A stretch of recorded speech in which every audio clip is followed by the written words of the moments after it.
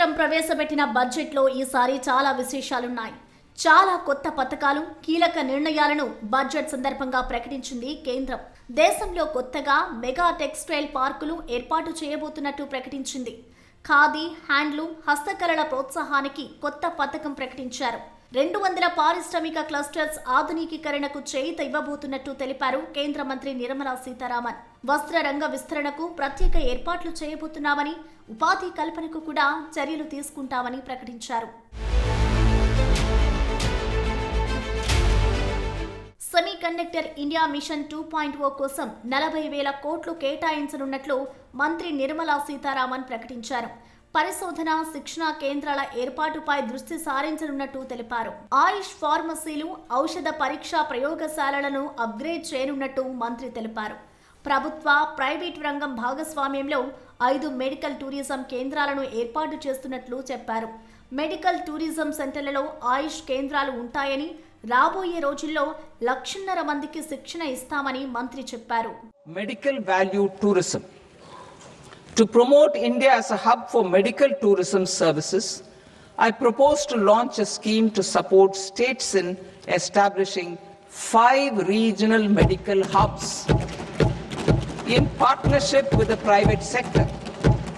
These hubs will serve as integrated healthcare complexes that combine medical, educational and research facilities.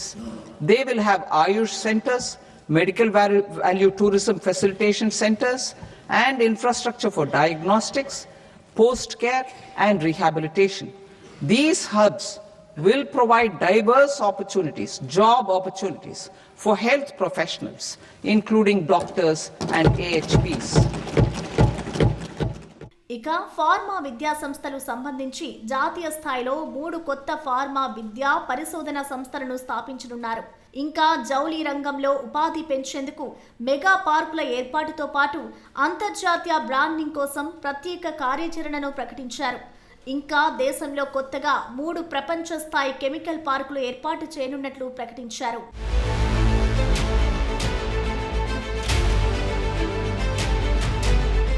దేశంలో మూలధనాన్ని పెంచడానికి, విదేశీ పెట్టుబడులను ఆకర్షించడానికి కేంద్ర ప్రభుత్వం కీలక నిర్ణయాలు తీసుకుంది.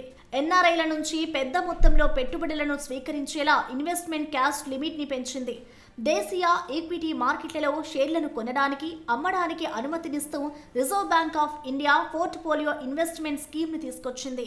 Individual persons resident outside India (PROI) will be permitted to invest in equity instruments of listed Indian companies through the Portfolio Investment Scheme.